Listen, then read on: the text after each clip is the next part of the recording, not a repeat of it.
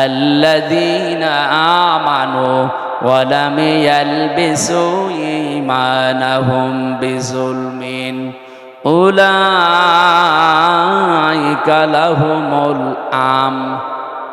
নিজে এইভাবে মনে হচ্ছে কুদরতির আঙ্গুল দেখিয়ে বলছে এই মানুষগুলোই নিরাপত্তার হকদার, এরাই নিরাপত্তার হকদার যারা তাদের ঈমানের সাথে জুলুম এবং শিরিককে মিশ্রণ করে না।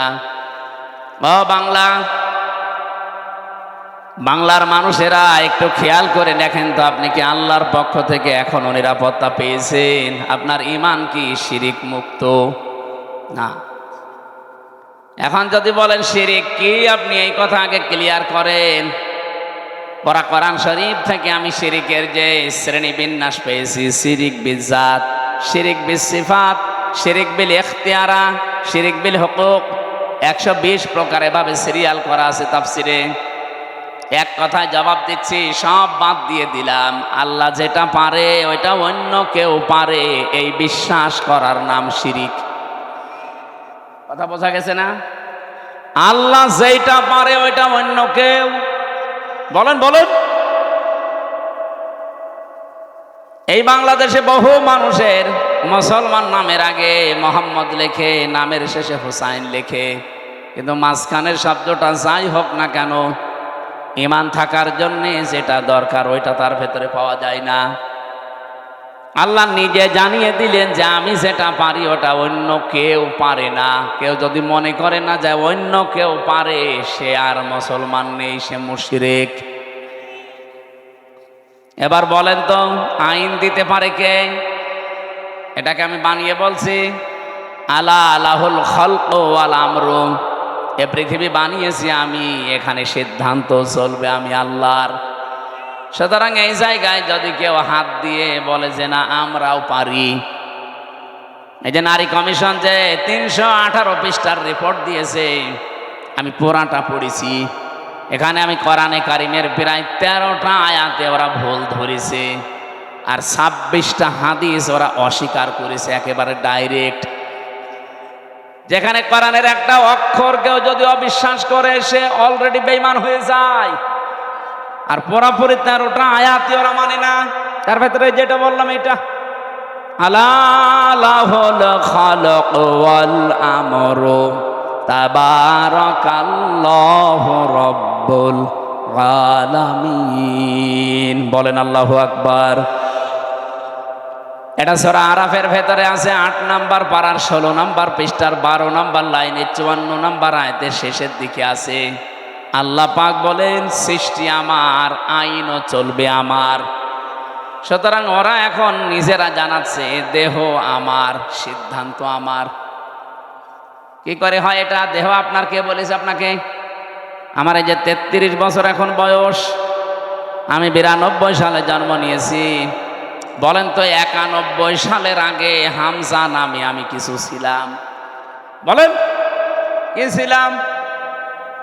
হালাতা আলাল ইনসানি হিনুম মিনাদ দাহরি লাম ইয়াকুন শাইআম মাযকুরা।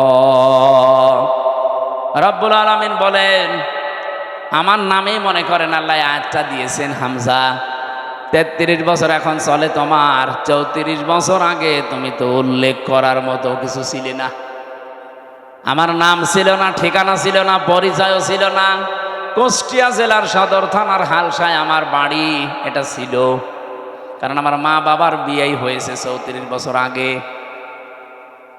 ও নওগাঁবাসী যারা এই রিপোর্ট দিয়েছেন, এই আয়াত অনুযায়ী অলরেডি তারা আল্লাহর সাথে শিরিক করে মুশরিক হয়ে গেছে। তওবা যদি এরা না করে, আর এদের যদি কেউ সমর্থন জানায়, এদের জীবনেও ক্ষমতা হতো না। এদের পেছনে কোনো রাঘব বোয়াল কাজ করছে। আপনি কি বাস্তবতা বোঝেন? ভারতে কোরআনের 26টা আয়াতের বিপক্ষে ওরা কেস দিয়েছে কোর্টে। ভারতে কলকাতার কোর্টে ওরা কেস দিয়েছে কোরআনের 26টা আয়াতের বিরুদ্ধে, যে এইগুলো দুনিয়ার কোরআন থেকে তুলে দেওয়া লাগবে। এর কিছুদিন পরেই দেখেন এখন অলরেডি নারী সংস্কারের নাম নিয়ে, কমিশনের নাম নিয়ে 13টা আয়াত এখন বাতিল করার আহ্বান যেগুলো চলবে না।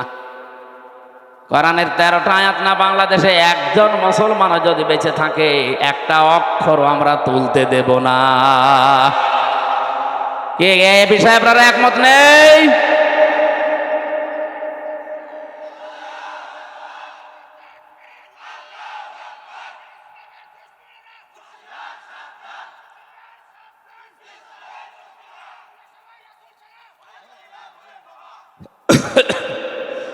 নওগাঁবাসী, আমি আবার বলছি, ঈমান যতটুকু আছে এটা আপনি নির্ভেজাল করবেন। আমি আবার বলছি, বারবার রিপিট করতাম না। নবীজিও মাঝে মাঝে গুরুত্বপূর্ণ কথা হলে 3 বার বলতেন, আর যেটার কোনো গুরুত্ব নেই তিনি জীবনে একবারও বলেননি। আমার যে দীর্ঘ একটা হাদিস পড়েছিলাম, এর ব্যাখ্যায় 7টা আছে, আমরা এর ভেতরে একটা পয়েন্ট এটা আছে, যদি তুমি এই পৃথিবীতে অনর্থক কথাবার্তার অনর্থক কাজ থেকে নিজেকে বাঁচিয়ে রাখতে পারো, মহান আল্লাহ তোমার জন্য 2টা নিয়ামত বরাদ্দ করে দেবে। আমরা যাব সামনে ওইদিকে। তাহলে এখান থেকে যে বলতে চাই, আল্লাহ যেটা পারে ওটা অন্য কেউ, আবার বলেন আল্লাহ যেটা পারে অন্য কেউ, সন্তান দিতে পারে শুধুমাত্র পীর সাহেব। কে?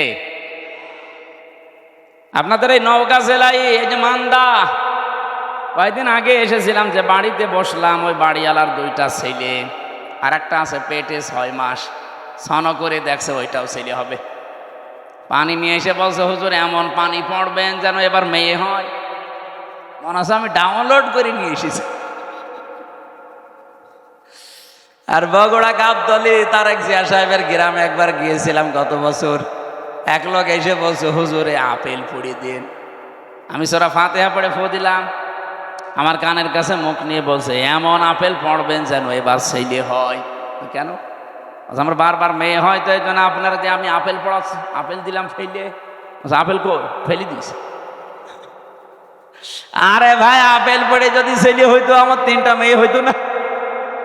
ম্যাডামেরও শুধু আপেল খাওয়াতো। কি বিশ্বাস দেখেছেন হুজুরের উপরে? এই বিশ্বাসটা যদি আল্লাহর উপরে 100 ভাগ করতো, আমার মনে হয় আল্লাহ দিলে দিতে পারতো। আমি পারবো? আমি পারলে আমারটা পারতাম না? মেয়েরা যারা এসেছেন, এক কথায় শিরিক যেন জীবনে না ঢোকে। আল্লাহ যেটা পারে পৃথিবীর অন্য কেউ। একেবারে নির্ভেজাল থাকা লাগবে। আপনি আমল কম করেন, নামাজ রোজা জিকির আজকার একটু তো হালকা পাতলাও থাকে, কিন্তু ইমানের ভেতরে যদি একেবারে নির্ভেজাল হন, শিরিক মুক্ত থাকেন, আমি গ্যারান্টি দিতে পারি আপনাকে আল্লাহ জান্নাত দিয়ে দেবে। কিন্তু একেবারে গাড়ি গাড়ি পাহাড় পরিমাণ ইবাদত করে বসে আছেন, শিরিক নিয়ে আল্লাহর কাছে গেলে, সূরা ফুরকান 19 নম্বর পারা 1ম নাম্বার পৃষ্ঠা 4 নাম্বার লাইনে 23 নাম্বার আয়াত, আল্লাহ পাক বলেন, কাদিমনা ইলা মা আমিলু মিন আমালিন ফাজআলনাহু হাবাআম মানসুরা। কোন মানুষ যদি শিরিক মিশ্রিত আমল নিয়ে আমার কাছে ধরা দেয়, ওটা তো দেখা দূরের কথা, ওর মুখের উপরে ধুলি কণার মতো নিক্ষেপ করব, যেন আমাদের জীবন যেন এরকম না হয়ে যায়। আমরা নিরাপত্তা চাই কার কাছে? শিরিক মুক্ত হওয়া লাগবে। বোঝা গেছে? 2 নম্বরে না, আপনারা শুনছেন, আমি একেবারে পয়েন্ট আকারে বলছি, এরপরও যদি মনে রাখতে না পারেন তো বাড়ি গেলে তো এক্ষুনি ভুলে যাবেন। গলা শুকিয়ে যাচ্ছে, পানি বা একটু চা দিলে আছে। ফ্যান বন্ধ হয়ে গেল।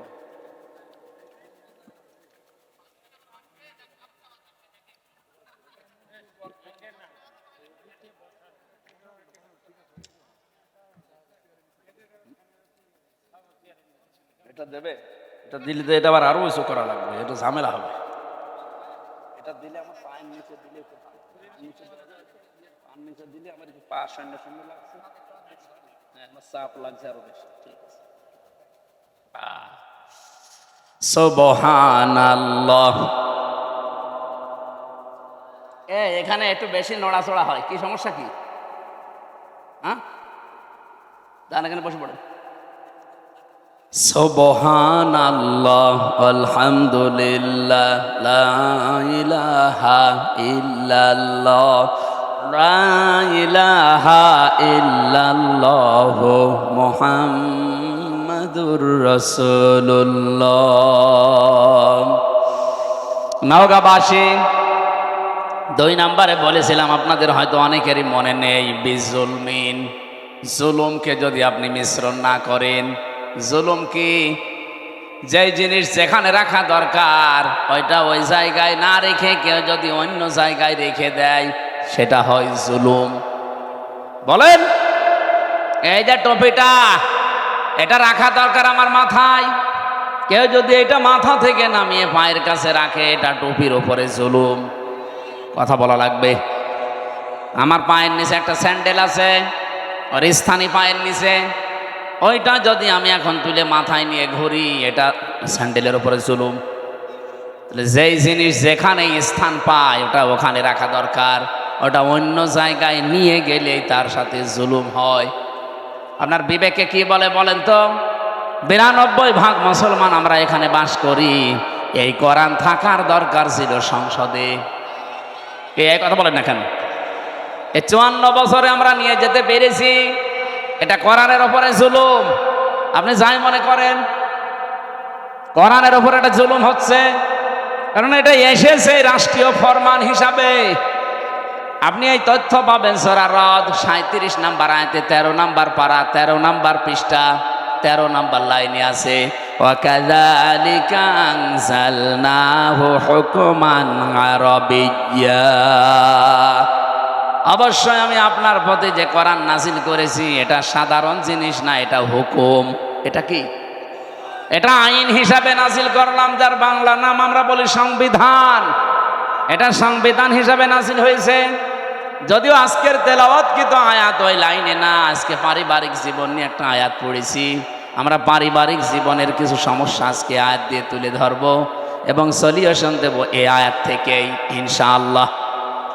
আমরা আজকের আয়াত থেকে যতটুকু বুঝলাম যে আমরা যদি আল্লাহর কাছ থেকে নিরাপত্তা পেতে চাই কিছু কিছু পয়েন্ট আমাদের মানা লাগবে। 1 নম্বরে, জীবনে কোনো দিন শিরিক যেন না থাকে, যদি থাকে আজকে থেকে তওবা করে ওটা বাদ দিন। 2 নম্বরে, আমাদের জীবনে যেন জুলুম না থাকে। কি কথা বলেন না কেন? শব্দটা যদিও শুনতে ছোট মনে হচ্ছে, এত বড় মারাত্মক একটা শব্দ এই জুলুম। আমার আল্লাহ পাক আরশ পর্যন্ত কাঁপন ধরে এই জুলুম যদি কোনো জায়গায় দেখে। পরা কোরআন শরীফে সূরা সূরা 25 নম্বর পারা 6 নম্বর পৃষ্ঠা 13 নম্বর লাইনের 42 নম্বর আয়াত একটু পড়বেন। আমি পড়লেই আমার শরীরে কেমন যেন কম্পন ধরে। ইন্নামাস সাবিলু আলাল্লাযীনা ইয়াজলিমুনান নাস। আল্লাহ পাক বলেন, আমি নিজে মামলা দেব, নিজে অভিযোগ দায়ের করব, নিজে কেস করব তাদের বিরুদ্ধে যারা মানুষ হয়ে মানুষের ওপরে জুলুম করে। যারা ভিকটিম আছেন এখানে বলেন তো আয়াত অনুযায়ী বাংলাদেশে 15.5 বছরে আমরা অনেকেই বসে আছি যারা মানুষ হয়ে মানুষের ওপরে জুলুম করেছে। এক কথা বলেন না কেন? বিনা কারণে বহু মানুষ এই দেশে জুলুমের শিকার হয়েছে। এখনো পর্যন্ত একজন বিনা কারণে জেল খাটতেছে, আজহার। আপনাদের পাশের বিভাগ রংপুরের মানুষ এটিএম আজহারুল ইসলাম। আমার তো বারবার বলতে ইচ্ছে হয়, এই 15.5 বছরে যত রাজনৈতিক মামলা হাসিনার দলের লোক দিয়েছে সবগুলো বেকসুর খালাস দেওয়া দরকার। ম্যাডামকে যেভাবে প্রতি আকর্ষণ, এটা সেই জন্মগতভাবে আমরা পেয়েছি সৃষ্টির প্রথম দিন থেকে। আমাদের এই জায়গায় আমাদের পরীক্ষার বিষয়। এখন থেকে একেবারে দৃঢ় সিদ্ধান্ত নিয়ে রাখবেন যেগুলো জায়েজ। আমি আসার সময় শুনছিলাম মাওলানা মনে হয় 14 জন মহিলার নাম বলছিলেন যাদের সাথে দেখা করা আপনার জায়েজ আছে। মোবাইলে যদি পারতপক্ষে কথা বলা লাগে 14 জনের সাথে বলবেন। এর বাইরে যদি কেউ কল দেয়, ওটা যদি জিবরাইলের খালাতো বোন হয় তারপরও বলবেন আপনার সাথে কথা নেই। কি কথা বলছেন না কেন? আপনি শক্ত থাকবেন এই জায়গায়। মেয়েরা যারা এসেছেন এই জায়গায় আপনারাও নিজেদেরকে খুব একজন আলেম সেই দিন দেখলাম কুমিল্লায় বাড়ি, উনি বলছিলেন নিজের স্ত্রীকে কেউ যদি ভিডিও মোবাইল কিনে দেয়, এই যে Android set, screen touch mobile, এটাই নিজের স্ত্রীকে কিনে দেওয়া আর পরপুরুষকে ঘরে ঢুকিয়ে দেওয়া একই কথা। অথচ এরকম বউ দেশে নেই। বলেন, এই মোবাইলটা, এই কম্পিউটার, এই ল্যাপটপ আপনি ওর হাতে দেননি, আপনি দিয়েছেন ওকে একেবারে জেনা, ব্যভিচার, বেপরদা হওয়ার জন্য একটা লাইন হাতে ধরিয়ে দিয়েছেন। ও মন মতো কিন্তু ওটা দিয়ে ব্যবহার করবে। আমার মনে হয় মেয়েদেরকে এই জায়গায় খুব সেন্সিটিভ থাকা দরকার। মা বোনেরা, স্বামী যদি আপনাকে বাটন ফোন দিয়ে খুশি থাকতে চায়, বাটনের উপরে আপনি আর যাবেন না। কারণ আমাদের টার্গেট তো শুধু এইটাই না, এরপরে আর একটা জায়গা আছে, আখেরাত। ওই জায়গাটা তৈরি করতে হলে আমাদের এখনই এই মনের সাথে যুদ্ধ করা লাগবে। আর যদিও এটা কঠিন বিষয়, শয়তান উৎপত্তি আছে, করতে দেবে না। আমি সহ যারা এসেছি আজকে থেকে নিজেদেরকে শয়তান যত চাপ দিয়ে আমরা কন্ট্রোল হব।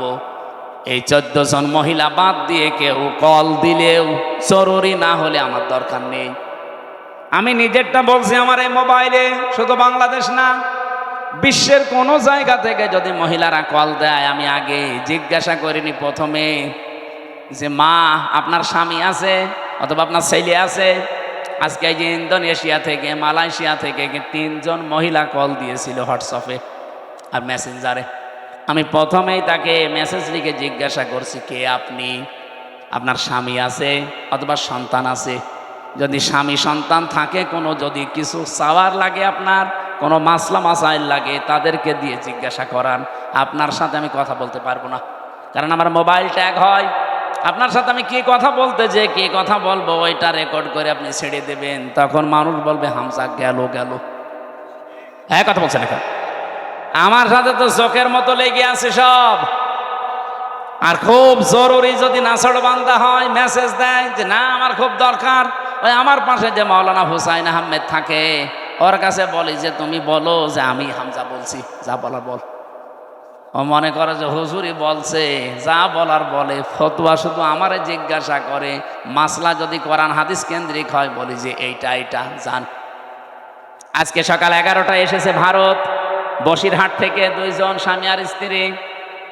ওরা যদিও বলছিল যে হুজুর বিষয়টা গোপন রাখবেন, আমি শিক্ষার জন্য বলছি। ওই লোকটা তার দ্বিতীয় বউ নিয়ে এসেছে। প্রথম বউটার কাছে অনুমতি নেয়নি, দ্বিতীয় বিয়ে করেছে গোপনে 8 বছর বিয়ে করে। একটা ছেলেও আছে 8 বছরের, 4 বছরের, মানে ছেলে সহ বিয়ে করেছে। 4 বছর বয়স ছিল ছেলেটা, আর 8 বছর বিয়ে করেছে। এখন বয়স হয়ে গেছে। নিয়ে আসার পরে বড় বউ রাখছে, না এই বউ যদি থাকে আমি তোমার ভাত খাবো না, এই বউ বাদ দেওয়াই লাগবে। এটা আমাদের বাংলাদেশ, ভারত, পাকিস্তান এই সমস্ত দেশে একটু সমস্যা।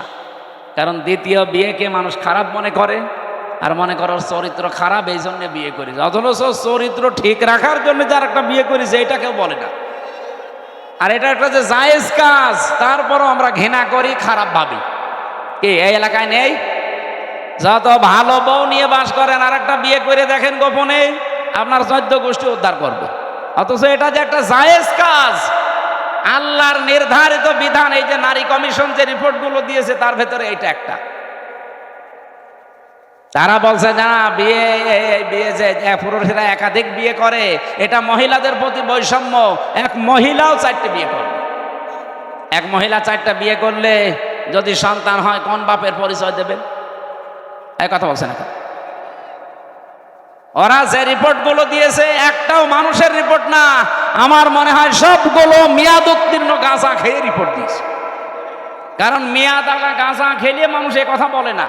আমার কুষ্টিয়ার লালনের মাজারে তো মানুষ গাঁজা খায় দেখি, ওরা মেয়াদ আলা গাঁজা খায়, এই জন্য ওরা এত বেশি উল্টাপাল্টা বকে না। আর এই মহিলাগুলো সব মেয়াদ উত্তীর্ণ গাঁজা খেয়েছে, এই জন্য কোরআনে কারিমের উপরে হাত দিয়ে তারা ভুল ধরছে। উনি আমারে বলছিল, আমার বউ, ছোট বউটা আমি সাথে করে নিয়ে এসেছি আজকে। আমি বললাম নিচে বসান। ওই যে 2 জন ছিল আমার সাথে। কি মাসলা জিজ্ঞাসা করতে চান বলেন? যেহেতু স্বামী আপনার সাথে আছে, অসুবিধা নেই। স্বামীটা বলছে, আমার বড় বড় যন্ত্রণায় সহ্য করতে না পেরে আমি শেষ পর্যন্ত আমার এই বউটাকে এক মজলিসে 3 তালাক দিয়েছি। কথা বুঝতেছে? এখন ফতোয়া দেন তো, আমি এই বউকে রাখবো না ছেড়ে দেব? আমি 2টা মত বললাম যে আমার দেশে আবু হানিফা রহমতুল্লাহ আলাইহির মত অনুযায়ী আমরা চলি বেশি, নাকি আমাদের এই উপমহাদেশে অধিকাংশ আমরা আবু হানিফার মত অনুযায়ী চলি বেশি। আমাদের মাযহাব অনুযায়ী নিয়ম হচ্ছে এক জায়গায় এক বৈঠকে 3 তালাক দিলে তালাক হয়ে যাবে। এখনো যে 3টা ইমাম আছে, অন্যান্য আরো আলেমদের মত আছে, সে মত আমি নিজেও মানি না, কিন্তু আমি ওই মতগুলো শ্রদ্ধা করি। এই জিনিসটা আমাদের নেই, এই জন্য ইসলাম আজ পিছিয়ে যাচ্ছে। আমি আলেমদেরকে বলছি, আপনি অন্যের একটা মত মানেন না, ঠিক আছে, কিন্তু তার মত এটা শ্রদ্ধা করা লাগবে। ইমাম আবু হানিফা রহমতুল্লাহ আলাইহির সাথে অন্যান্য ইমামদের মত একেবারে পুরা উল্টা। ইমাম আবু হানিফা জানিয়েছে সূরা ফাতিহা যদি নামাজে কেউ পড়ে তার নামাজই হবে না। ইমাম শাফি বলছে, ইমাম শাফি রহমতুল্লাহ আলাইহি বলেন নামাজের ভেতরে যদি কেউ সূরা ফাতিহা না পড়ে তার নামাজই হবে না। এটা পুরা উল্টা না? বলেন বলেন। একজন বলছে হবেই না, আর একজন বলছে না পড়লে হবে না। পুরা উল্টা। কিন্তু তারা মতটা শ্রদ্ধা করতো। কোনো দিন আপনি তাদের ভেতরে কোনো বিদ্বেষ, হিংসা, অহংকার, মানি না এ কথা ছিল না। উনি বলতো এটা আমার মত, মানলে মানেন, না হলে ওনার মতটা আমি শ্রদ্ধা করি, কিন্তু আমি ওইটা মানি না। আমি আল্লাহর ওই বান্দা বসিরহাট থেকে যারা এসেছিল আজকে বললাম যে ভাই আপনি মুসলমান, আপনারা তো বিপদেই আছেন ভারতে। বলছে হ্যাঁ খুব বিপদে আছি। আপনার এই বউটাকে এখন 2টা মত আছে, আপনি যে মত অনুসরণ করে চলেন ওইটা মেনে চলেন। আমাদের মাযহাব অনুযায়ী এই নিয়মটা যে আপনার বউ যেহেতু তালাক হয়ে গেছে অন্য আরেকজনের সাথে বিয়ে দেবেন। সে সংসার করার পরে ইচ্ছা করে ছেড়ে দেবে, তালাক দিয়ে দেবে, 3 মাস 10 দিন পরে আপনি তারপরে বিয়ে করে ফেলবেন, এইটা একটা নিয়ম। আর একটা মাযহাব আছে, ওটা এক বৈঠকে বা 1 মাসের ভেতরে যদি 1 কোটি 12 তালাক দেন তো 1 তালাক হবে। তাহলে ওইটা আর একটা মত, ওটা 3 মাসে 3 হায়েজে 3 তালাক দেওয়া লাগে। ওটা যদি আপনি ওই মত অনুসরণ করে চলেন আপনি ওইটাও মানতে পারেন। এখন ওনারে বলে দিয়েছে আমি 2টা মত, উনি যেটা মেনে যেই মাযহাব মেনে চলে চলুক, আমার অসুবিধা নেই। আমি তো ওইটা মানি না, কিন্তু আমার শ্রদ্ধা করা লাগবে। আজ আমরা এই দেশে যারা বিভিন্নভাবে ইসলাম কায়েমের চেষ্টা করছি, এই যে যারা জামাত ইসলাম করে, তারা কথা শুনতে শুনতে 54 বছর পর্যন্ত আমরা দেখছি তাদের বিরুদ্ধে একটা মিথ্যা তহমত দেওয়া আছে যে এরা মওদুদীর অনুসরণ করে চলে। মওদুদী কি কোনো ফেকার ইমাম ছিলেন? বলেন বলেন। তো তাকে আমরা অনুসরণ করছি কি কি কোন বসে? তিনি দার্শনিক ছিলেন, তিনি রাষ্ট্র চিন্তা করতেন, রাষ্ট্র নিয়ে, তিনি অর্থনীতি নিয়ে চিন্তা করতেন। এই যে ইসলামী ব্যাংকের যে থিওরি তিনি দিয়েছেন, সুদ মুক্তভাবেও যে ব্যাংকিং ব্যবস্থা চালানো যায়, এই যে জমি জায়গা যারা চাষ করে খান এখান থেকেও যে সুদ থেকে বাঁচা যায়। যারা এই যে 1 লাখ টাকা আমি এই ভাইরে দিলাম, 1 বিঘা জমি নিলাম, যতদিন আমি চাষ করে খাবো ততদিন জমি ফেরত দেওয়া লাগবে না, যখন টাকা ফেরত দেব তখন জমি ফেরত নিয়ে নেব। এটার নাম কি? এই যে বন্ধক, এটা জায়েজ আছে, অথচ এলাকায় বহু মানুষ মনে হয় আপনারা করেন, করেন না? না, এটা যদি জায়েজ করতেই হয় তাহলে কয়েকটা পদ্ধতি মানা লাগবে, নয়তো আপনার মায়ের সাথে জেনা করার গুনাহ হবে। যতদিন এই ভাইয়ের জমি আমি চাষ করে খাবো ততদিন এই যে সরকারকে টাকা দেওয়া লাগে, খাজনা। 1 বিঘা জমিতে কয় টাকা ভাই? হ্যাঁ, 75 টাকা আমার মনে হয়, 250 হয়ে গেছে। আমি আর তো দেওয়া লাগে না, আমার বাপ দেয়, আমি জানিও না। যাই হোক, 250 যদি হয়, প্রতি বছরে বছরে এই সরকারের টাকাটা যে চাষ করে খাচ্ছে সে দেবে। আর যখন আমি ওনারে টাকা ফেরত দেব, জমি নিয়ে নেব, তখন কমপক্ষে 1 লাখ যদি হয় তাহলে 8 থেকে 10 হাজার টাকা কম নেওয়া লাগবে। বলে হুজুর এটাই লস হয়ে যায়। হ্যাঁ ভাই, লস হোক লাভ হোক আপনার দেখার দরকার কি? লাভ লসের মালিক কি আপনি না আল্লাহ? তো উনি যখন বিধান দিচ্ছে দেখবে, উনি 1 লাখ গরু বিক্রি না করে বাজার থেকে চলে আসতেছে, ডাকাতে ধরেছে, বলছে বাবাজি আমারে ধরে করবেন কি? আমি গরু বিক্রি করতে পারিনি, বেশি দাম হয়নি, এই জন্য মুখের ওপরে 2 থাপ্পড় দিয়ে বলছে, বেটা বেয়াদব, বিক্রি করলি না মানে টাকা তো নেব আমরা, দাম কম হোক বেশি হোক তো দরকার কি? লাভ লসের মালিক কি আপনি? কে? তো উনি যে নিয়মটা দিচ্ছে এইটা মানে আশা করছে এখন থেকে এই সিস্টেম মেনে চলবেন। আর একটা নিয়ম আছে, এই যে খেয়ে দেয়ে শোধ, জমি দিলাম কন্টাক্ট, এটা জায়েজ আছে। আর একটা নিয়ম আছে 3 নাম্বার, আমি ওনারে 1 বিঘা জমি দিলাম, প্রতি বছরে বছরে উনি 2 মণ ধান বা 10,000 টাকা আমারে দিয়ে দেবে 1 বছরে, এটা জায়েজ আছে। কারণ 1 বছরে 1 বিঘা জমি থেকে অন্তত 10,000 টাকা উপায় করা কোনো ব্যাপার না।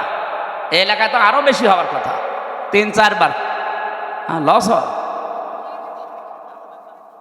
ও, জিনিসপত্রের দাম কমে গেছে এই জন্যে, তাহলে টাকাও কমিয়ে নেবেন। যদি দাম কমে যায় এভাবে, তাহলে টাকাও কমিয়ে দেবেন। আমার ভাইরা, আমি যে কথা বোঝাচ্ছিলাম, সাইয়্যিদ আবুল আলা মওদুদী রহমতুল্লাহ আলাইহি, ওনার কাছ থেকে একটা থিওরি হয়তো জামাত ইসলাম নিয়েছে, যে রাষ্ট্রে গণতান্ত্রিক পদ্ধতিতে ইসলাম কায়েম করা যায়। পদ্ধতিটা ভুল হতে পারে, সেখান থেকে একটা জিনিস শুধু ওনারা নিয়েছে। অন্যান্য যারা ইসলামী দলে আছে প্রত্যেকে এক একজনের কাছে থিওরিগুলো তারা নিয়েছে। যে আমাদের সবার মূল তো এক থাকা দরকার, যে আমি অন্যের মত মানি না, কিন্তু তার মতটাকে শ্রদ্ধা করা লাগবে। এই জিনিস যতদিন বাংলাদেশের মানুষের ভেতরে না আসবে, এই দেশের দিন কায়েম হওয়া সম্ভব না। এই ছোটখাটো বিষয় নিয়ে মত পার্থক্য তৈরি হয়ে যাবে। এই জন্যে মানুষ যে এক জায়গায় হবে কি নিয়ে কি দিয়ে, সেই কথা সূরা আলে ইমরানের 64 নম্বর আয়াতে আল্লাহ ঘোষণা দিয়েছে, কুল তাআলাউ কুল ইয়া আহলাল কিতাবি তাআলাউ ইলা কালিমাতিন সাওয়াইন বাইনানা ওয়া বাইনাকুম আল্লা না'বুদা ইল্লাল্লাহ। আমার ওইদিকে বিষয় না, আমি একটা ট্রাস্ট দিলাম। মেয়েদেরকে আল্লাহ যেহেতু আকর্ষণীয় করে বানিয়েছে, লোভনীয়, এর প্রতি একটা আসক্তি বানিয়ে দিয়েছে, এই জন্য আমাদের এই জায়গায় খুব সেন্সিটিভ থাকা লাগবে, সতর্ক থাকা লাগবে এদের বিষয়ে। মেয়ে লোককে আমার আল্লাহ পরীক্ষার সবচাইতে বড় বস্তু বানিয়েছে। শয়তান এদেরকে জাল হিসাবে ব্যবহার করে রাস্তায় নিয়ে আসে। এই জন্য মেয়ে লোক যখন বাড়ি থেকে বাইরে আসবে, সাজগোজ করে পারফিউম দিয়ে সেন্ট মেখে বাইরে আসা মেয়ে লোকের জন্য জায়েজ নেই, হারাম। বলেন নাউজুবিল্লাহ।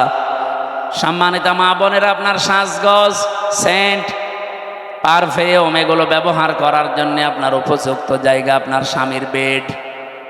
এই বিছানা শুধু বাইরে আপনি এগুলো করতে পারবেন না, যেহেতু আপনাকে শয়তানের জাল হিসাবে শয়তান ব্যবহার করবে। নবীজি জানিয়েছেন, আমরা আজকে থেকে সতর্ক হয়ে যাব এই জায়গা থেকে, যে আমরা কোনো দিন যেন নিজের মেয়েকে, বউকে, নিজের ফুফুকে, মাকে, শাশুড়িকে, খালাকে বেপরদা করে রাস্তাঘাটে ছেড়ে না দেই। আয়াতের তাফসিরে লিখেছে, একজন মহিলা যদি বেপরদায় চলার কারণে জাহান্নামী হয়ে যায়, কমপক্ষে 4 জন পুরুষ সাথে করে নিয়ে যাবে। বলেন নাউজুবিল্লাহ। 1 নম্বরে তার বাবাকে ধরবে, বলবে গার্জিয়ান ছিলে তুমি, আমাকে কন্ট্রোল করনি। 2 নম্বরে তার বড় ভাইকে ধরবে। 3 নম্বরে তার ছেলে বড় স্বামীকে ধরবে। 4 নম্বরে তার বড় ছেলেকে ধরবে। নওগাঁবাসী, একটু নিজের দিকে তাকিয়ে বলেন, হয় আপনি কারো বাবা হবেন, নাই কারো বড় ভাই হবেন, নাই কারো স্বামী হবেন, নাই কারো ছেলে হবেন। পর্দার এই বিষয়টা যদি হাসিয়ে খেলিয়ে যদি উড়িয়ে দেন যে আর কি, এতটুকু কি না, এটার জন্য যদি ওই মহিলা দাজ্জুস হয়ে জাহান্নামে যায়, 4 জন নিয়ে গেলে আমরা যে কোনো একজনের ভেতরে পড়ে যাচ্ছি। আল্লাহ আমাদের হেফাজত করুন। মেয়েদেরকে যে মর্যাদা সম্মান পর্দার মাধ্যমে দিয়েছেন, আল্লাহ এটা বজায় রাখার তৌফিক দান করুন। বলেন আমিন। দুনিয়াতে আল্লাহ পাক জানিয়েছেন, আমি পরীক্ষার বস্তু আরো কয়েকটা বানিয়েছি। তার নাম্বারে অল বানিন, সন্তানাদি, ছেলে মেয়ে, স্ত্রী পুত্র, এগুলো আমার আল্লাহ আমাদের কাছে পরীক্ষার বস্তু বানিয়েছেন। লোভনীয়, আকর্ষণীয়, ভালোবাসার জিনিস এগুলো। এগুলোর পেছনে ফিরতে যে, চলতে যে আমার বিশাল আখিরাতের জীবন যেন আমি নষ্ট করে না ফেলি। সূরা মুনাফিকের ভেতরে আল্লাহ আমাদের জন্য ওয়াজ করেছেন, ইয়া আইয়ুহাল্লাযীনা আমানু লা তুলহিকুম আমওয়ালুকুম ওয়ালা আওলাদুকুম আন যিকিরিল্লাহ ওয়া মান ইয়াফআল যালিকা ফাউলাইকা হুমুল খাসিরুন। ওহে যারা ঈমানের দাবি করো, কখনো তোমাদের সন্তান আদি আর সম্পদ আদি এগুলো যেন আল্লাহর জিকির, আল্লাহর আইন, আল্লাহর বিধান থেকে তোমাদের গাফেল করে না দেয়। যদি এরকম কেউ করে থাকো, আমি আল্লাহ বলছি সে জীবনে ক্ষতিগ্রস্ত হয়ে যাবে। বলেন নাউজুবিল্লাহ। এও আজকে আমার নিজের জন্যই মনে করেন, আজকে থেকে আমি নিজেই সংশোধন হয়ে চলবো। যত মহাব্বতের জিনিস সন্তান হোক, তার পেছনে পড়ে আল্লাহর বিধান নামাজ, তার পেছনে পড়ে আল্লাহর বিধান রোজা, তার পেছনে পড়ে আল্লাহর বিধান যাকাত, এগুলো যেন আমি লঙ্ঘন না করি, নষ্ট না করি। আল্লাহ আমাকে নিজে এবং যারা এখানে শুনছি প্রত্যেককে আমল করার তৌফিক দেন। বলেন আমিন। এরপরে আল্লাহ কোরআনে দিয়েছেন আল কনাতিরিল মুকান্তরাতি মিনাজ যাহাবি ওয়াল ফিদ্দাতি ওয়াল খাইলিল মুসাওয়ামাতি ওয়াল আনআমি ওয়াল হারস। এই পৃথিবীতে পঞ্জীবিত সোনা, পঞ্জীবিত রূপা, ব্যবসার মাল এবং ভালো ভালো বাড়ি গাড়ি, শস্য ক্ষেত, এগুলোর প্রতি মহব্বত, ভালোবাসা, আকর্ষণ, আসক্তি আমি আল্লাহ তৈরি করে দিয়েছি। কিন্তু দুনিয়ায় সব এগুলো ভোগের বস্তু। যালিকা মাতাউল হায়াতিদ দুনিয়া আল্লাহু ইনদাহু হুসনুল মাব। আমি আল্লাহর কাছে উত্তম কিছু আছে যেগুলোর খবর এখনো তোমরা জানো না। সে কথাটা জানাতে আল্লাহ এখানে তিনটা বৈশিষ্ট্যের কথা আমাদের জানিয়েছেন। قل أنبئكم بخير من ذلكم للذين اتقوا عند ربهم جنات تجري من تحتها الأنهار خالدين فيها وأزواج مطهرة ورضوان من الله আল্লাহু বাসীরুম বিল ইবাদ। নবী আপনি বলুন, আমি কি তোমাদেরকে এমন উত্তম কিছু বিষয়াদি জানাবো, সেগুলো কি যারা তাকওয়া অবলম্বন করে আল্লাহকে না দেখে ভয় করে চলার নীতি, এগুলো নিয়ে দুনিয়ার জীবন চালাতে থাকবে। চোখ বন্ধ হয়ে গেলে এদের রবের কাছে বাগান তৈরি করা আছে, যার তলদেশ দিয়ে নদী আর নহর প্রবাহমান। চিরকাল সেখানে থাকবে, কেউ তাকে বের করে দেবে না। ওয়াজওয়াজুম মুতাহহারা, পবিত্র স্ত্রী আল্লাহ তাদের জন্য সেখানে রেডি করে রেখেছেন। রিদওয়ানুম মিনাল্লাহ, সবচাইতে বড় বিষয় আল্লাহ নিজে তাদের উপরে সব সময় খুশি থাকবেন। বলেন সুবহানাল্লাহ। আল্লাহু বাসীরুম বিল ইবাদ। আল্লাহ পাক বলেন আমার বান্দাদের প্রতি আমি খুব সূক্ষ্ম দৃষ্টি রেখে চলি। এই জন্য আমাদের প্রতি আমরা যাই করি, ইন্নাল্লাহা খাবীরুম বিমা তা'মালুন, যা করছি সব একজন দেখতে পাচ্ছে। এই দৃঢ়তা, এই বিশ্বাস যত বেশি যার ভেতরে বদ্ধমূল হবে, তৈরি হবে বিশ্বাসটা, ওর জীবন তত পরিচ্ছন্ন হবে। আমি সহ প্রত্যেকের জীবনে আয়াতগুলো আল্লাহ অনুধাবন করে মেনে চলার তৌফিক দিন। আপনাদের অনেক রাত হয়ে গেছে, 12টা বাজে, অনেকে উঠে চলে যাচ্ছে না। এই অবস্থায় আমি আর কথা বলতে চাচ্ছি না। মেয়ে